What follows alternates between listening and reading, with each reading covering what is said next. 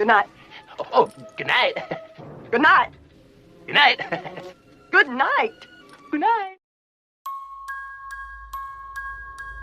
तो हेलो दोस्तों, तो आज के इस वीडियो में मैं द टेक्सास चेनसॉ मैसेकर के सेकंड पार्ट को एक्सप्लेन करने वाला हूँ। ये मूवी 1986 में रिलीज़ हुई थी और इसके अंदर भी हम लेदरफेस को देखने वाले हैं।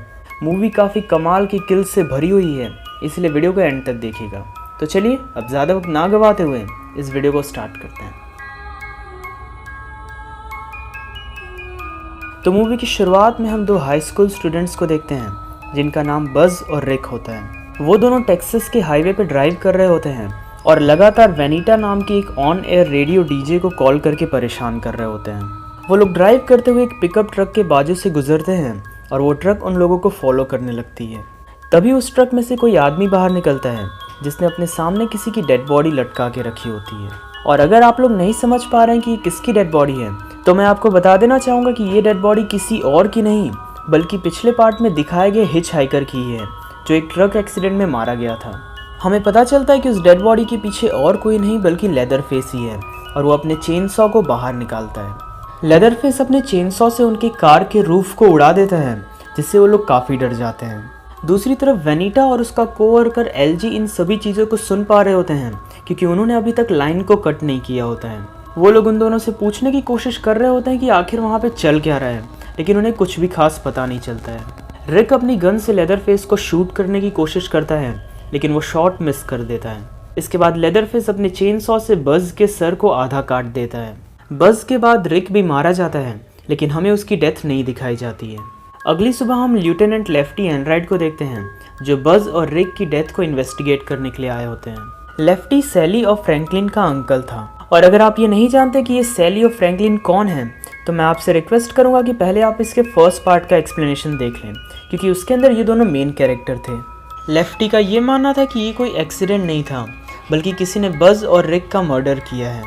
उसने पिछले 13 साल लगा दिए होते हैं फ्रैंकलिन की तलाश में और साथ ही साथ वो टाउन में हो रही मिस्टीरियस चेनसॉ किलिंग्स को भी इन्वेस्टिगेट कर रहा होता है। वेनिटा लेफ्टी से मिलने के लिए आती है और वो उसे उस दिन की रिकॉर्डिंग देती है जिस दिन लेदरफेस ने बज़ और रिक को मारा था। वो लेफ्टी के साथ मिलकर चेनसॉ किलर का केस सॉल्व करना चाहती थी लेकिन लेफ्टी कोई भी इंटरव्यू देने से साफ मना कर देता है। वेनिटा के पास कोई ऑप्शन नहीं बचा होता है और इसलिए वो एक कुकिंग कंपटीशन को कवर करने के लिए जाती है। पिछले कुछ टाइम से इस कुकिंग कंपटीशन को एक ही बंदा जीत रहा होता है और आप लोग देख के समझ ही गए होंगे कि ये लेदरफेस का भाई है। कम से कम हमें इस मूवी में इसका सही नाम पता चलता है जो कि है ड्रेटन सॉयर। वो बताता है कि उसकी रेसिपी इतनी अच्छी इसलिए है क्योंकि वो प्राइम मीट यूज़ करता है और आप तो समझ ही गए होंगे कि ये प्राइम मीट से वो क्या कहना चाहता है। हमने पिछले पार्ट में देखा था कि ये लोग कैनिबलिस्टिक हैं और ये लोग सिर्फ इंसानों को खाते हैं और उसका सीक्रेट इंग्रेडिएंट और कुछ नहीं बल्कि ह्यूमन मीट ही है। मीनवाइल हम लेफ्टी को देखते हैं जो कि एक लोकल हार्डवेयर शॉप से ढेर सारी चेनसॉस खरीद लेता है। इसके बाद वो वेनिटा से मिलने के लिए जाता है और वो उसे उस ऑडियो रिकॉर्डिंग को अपने रेडियो शो पे प्ले करने के लिए कहता है ताकि लोगों को भी चेनसॉ किलिंग के बारे में पता चले। ड्रेटन अपने कुकिंग कंपटीशन के बाद जब घर वापस आ रहा होता है तभी उसे अपने भाई का कॉल आता है और उसे पता चलता है कि वो लोग उन ऑडियो रिकॉर्डिंग्स को रेडियो ब्रॉडकास्ट करने वाले हैं और वो ये सब सुन के बिल्कुल खुश नहीं होता है। उसी रात वेनिटा को अपने रेडियो स्टेशन में से कुछ आवाज़ आती है और जब वो दूसरे कमरे में चेक करने के लिए जाती है तब वो वहाँ पे चॉपटॉप नाम के एक बंदे को देखती है। चॉपटॉप उस हिच हाइकर का जुड़वा भाई था। वेनिटा चॉपटॉप से बात करने की कोशिश करती है और उनकी कन्वर्सेशन से पता चलता है कि चॉपटॉप मेंटली अनस्टेबल है। पर तभी लेदरफेस वहाँ पे अपनी चेनसॉ लेके आता है और वो वेनिटा पे हमला कर देता है। रेडियो स्टेशन में एलजी भी होता है जिस पे चॉपटॉप एक हैमर से हमला कर देता है और उसे देख के लग रहा होता है कि एलजी मारा जा चुका है। लेदरफेस वेनिटा को मारने के लिए आगे बढ़ता है लेकिन वो उसे देख के उसे पसंद करने लगता है और अपना एक अजीब सा डांस परफॉर्म करता है। इसके बाद वो उसे जिंदा छोड़ देता है और वहाँ से चला जाता है। इसके बाद वो चॉपटॉप के पास जाता है और उससे झूठ बोलता है कि उसने वेनिटा को मार डाला है। वो दोनों एलजी की बॉडी को लेते हैं और वहाँ से अपनी ट्रक में निकल जाते हैं। वेनिटा भी उनका पीछा करती है और वो सभी लोग एक अबेंडेंड अम्यूजमेंट पार्क में पहुँच जाते हैं। पीछे से लेफ्टिनेंट लेफ्टी भी अपनी चेनसॉ के साथ वहाँ पे पहुँच चुके होते हैं।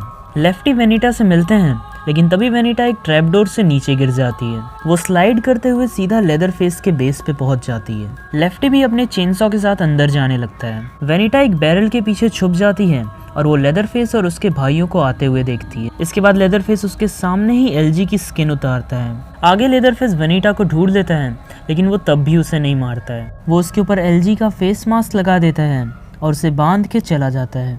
उसके जाने के बाद हम देखते हैं कि एलजी अभी भी किसी तरह जिंदा होता है। उसकी बॉडी पे से स्किन उतर चुकी होती है, लेकिन वो फिर भी वेनिटा की हेल्प करता है। वो मरने से पहले उसके हाथ खोल देता है और वेनिटा एज ए रिस्पेक्ट उसका चेहरा उसी के ऊपर लगा देती है।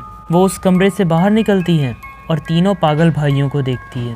लेफ्टी भी उनके बेस के अंदर आ चुका होता है और वो फ्रैंकलिन की डेड बॉडी देखता है, जो अभी भी व्हील चेयर पे होती है। लेदरफेस नोटिस कर लेता है कि वेनिटा वहाँ से भाग चुकी है और इसीलिए वो उसे ढूंढने के लिए निकल जाता है। वो उसे एक टनल के एंड पे पाता है और तभी उसके भाई भी वहाँ पे आ जाते हैं। उसके भाई समझ जाते हैं कि लेदरफेस वेनिटा को पसंद करने लगा है, लेकिन फिर भी वो डिसाइड करते हैं कि वो वेनिटा को मार डालेंगे। इसके बाद चॉप टॉप एक हड्डी उठाता है और उससे वेनिटा के सर पे मार के उसे अनकॉन्शियस कर देता है। उसे जब होश आता है तो वो खुद को डिनर टेबल पे पाती है और तभी लेदरफेस अपने ग्रैंडपा को वहाँ पे लेके आता है। और जैसा कि आपने फर्स्ट पार्ट में देखा ही होगा कि ग्रैंडपा बेस्ट थे किलिंग करने में और इसीलिए हमेशा उन्हें ही लोगों को मारने का मौका दिया जाता था और इसीलिए इस बार भी उन्हें ही हैमर दिया जाता है वेनिटा को मारने के लिए। लेकिन हर बार की तरह इस बार भी उनके हाथ से हैमर गिर जाता है। पर तभी लेफ्टी अपने चेनसॉ के साथ वहाँ पे पहुँच जाता है और उसे देख के लग रहा होता है कि वो काफ़ी गुस्से में है, क्योंकि उसने अभी फ्रैंकलिन की डेड बॉडी देखी होती है। सबसे पहले लेफ्टी ड्रेटन पे हमला करता है,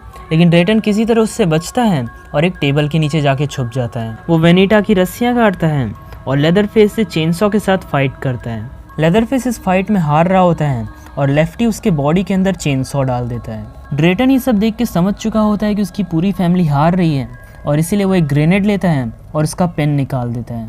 वेनिटा किसी तरह वहाँ से निकलने में कामयाब हो जाती है और चॉप टॉप भी उसका पीछा कर रहा होता है। हम देखते हैं कि जब वो दोनों बाहर निकल रहे होते हैं तभी उनके बैकग्राउंड में ग्रेनेड का एक्सप्लोजन होता है। इस एक्सप्लोजन की वजह से अंदर के सभी लोग मारे जाते हैं, इंक्लूडिंग लेदरफेस। आखिर में सिर्फ वेनिटा और चॉप टॉप बचे होते हैं। वेनिटा उस रॉक टावर के सबसे ऊपरी हिस्से पे जाती है जहाँ पे हम ग्रैंडमा को देखते हैं। पीछे से चॉप टॉप भी आता है, लेकिन वेनिटा एक चेनसॉ लेती है और उससे चॉप टॉप को मार डालती है। मूवी के एंडिंग सीन में हम वेनिटा को लेदरफेस का डांस परफॉर्म करते हुए देखते हैं और मूवी यहीं पे ख़त्म हो जाती है। तो ये था आज का एक्सप्लेनेशन। उम्मीद करता हूँ कि आपको ये वीडियो पसंद आया होगा। जाते जाते वीडियो को लाइक कीजिएगा और हो सके तो चैनल को सब्सक्राइब। तो चलिए मैं आपसे मिलूँगा अगले वीडियो में, तब तक के लिए गुड बाय।